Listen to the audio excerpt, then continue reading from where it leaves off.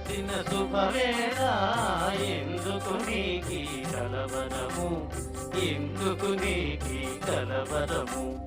ఉల్లాసముగా నేను కించిన అందమి నీలో చిందెనులే.